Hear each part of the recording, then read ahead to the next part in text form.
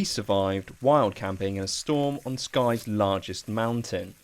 Part 1 of this series saw the boys journey over 600 miles up north, surviving American food and a possible fire started by James's monstrous poo. In this video, the boys will journey by land and by sea to their final base camp at Glen Brittle campsite, nestled on the western coast of Skye and the base of Skye Alistair. As we attempt our goal of wild camping Skye's largest mountain, our trials go from mildly humorous to potentially life-threatening. You join the WildBoysTV crew with their pants down as they realise they're about to miss the only ferry and are scrambling to make it on time.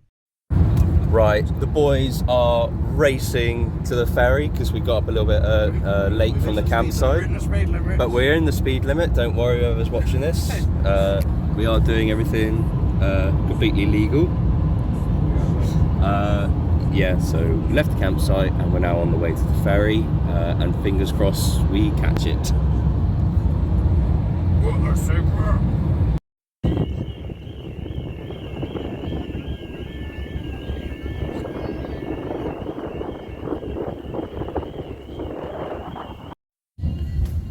And we are here. We're finally on Skye, lads. Having finally made it to the promised land after over a day of travelling, the mood was high and the sun was shining down onto the breathtaking landscape. As we drove along the only main road of the island, we couldn't help but feel like we had been struck by a magic spell. But what felt like a charm quickly became a curse. Do you want to inquire at Glen Brittle campsite and let that make our decision, basically? Yeah. So, we've gotten across the island up to the north. Yeah. And this is our weather. And we are now trying to find a place for when we can spend the night tonight. But it is looking torrential. Being English and never letting a bit of rain stop our plans, we continued onwards with the idea to camp in the foothills of Alistair. Because what idiots would camp further up than the foothills during a storm with high-speed winds?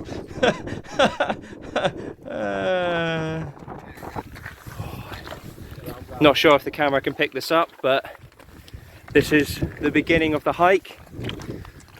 Going to be heading up to the lock at the top here and setting up camp. And if I turn the camera around, you can just see the beach and all the sea and the mountain path. Let's get it.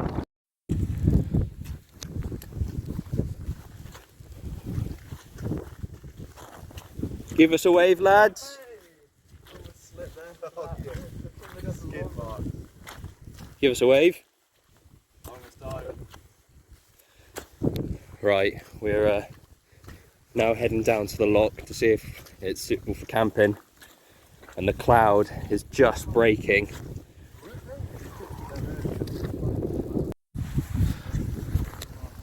Update: the lock was not suitable for camping, so we're going to try and head further up. But the cloud is lifting, so fingers crossed.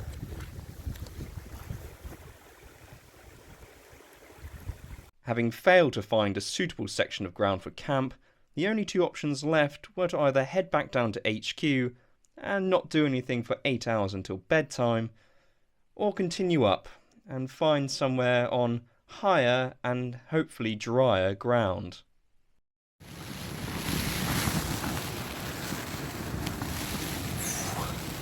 Well, we've had to camp at the very top near Cora Grunda at the base of the stone chute. It is almost 7:30 at night and it's intense. We're just gonna have to stay here now till morning and hope everything, all our gear works and we can just keep warm for the night.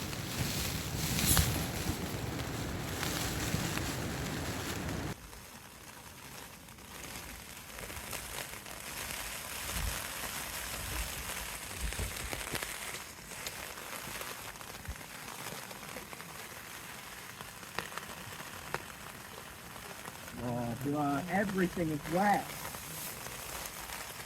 Ugh. You're all good.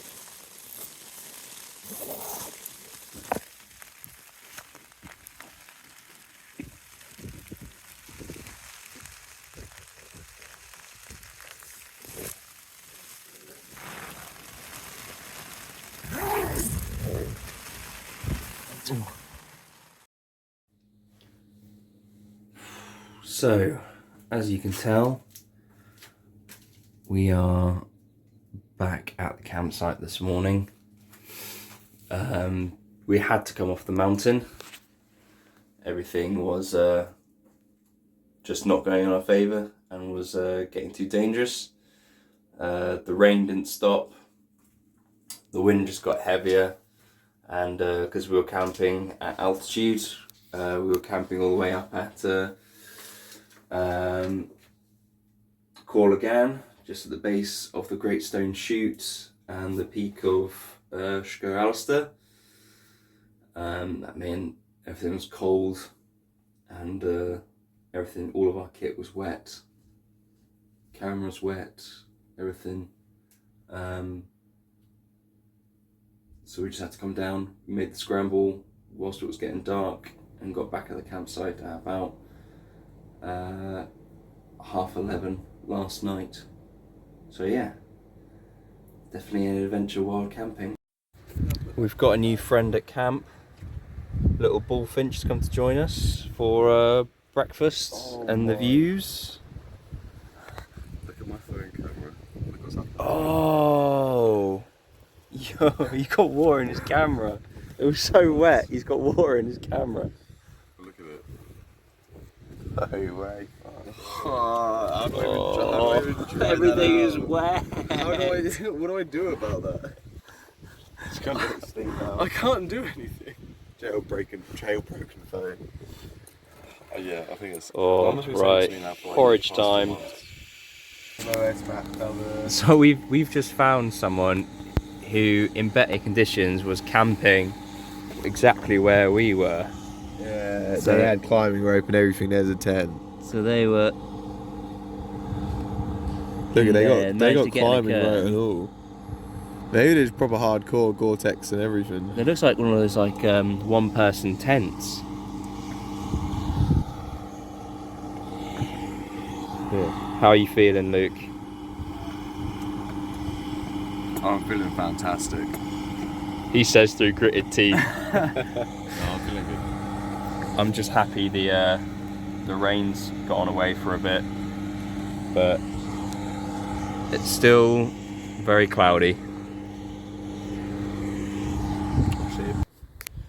This is what happens when you have no connection to internet. You gather around and use a bird as your TV.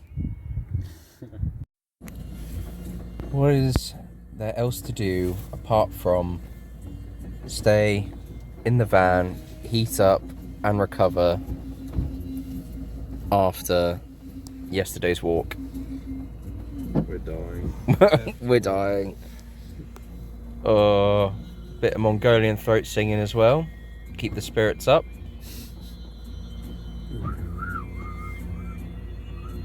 Spirits were low in camp as last night's failure and possible deadliness loomed over us.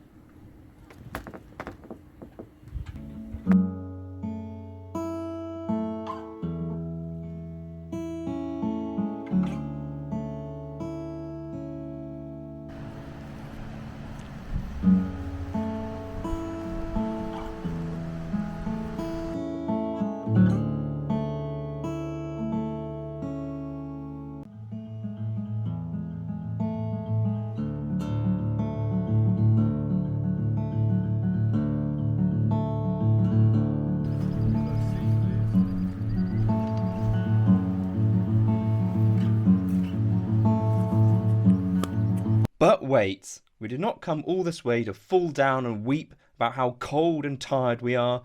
We're WildBoysTV, and we'll climb that mountain if it's the last thing we ever do.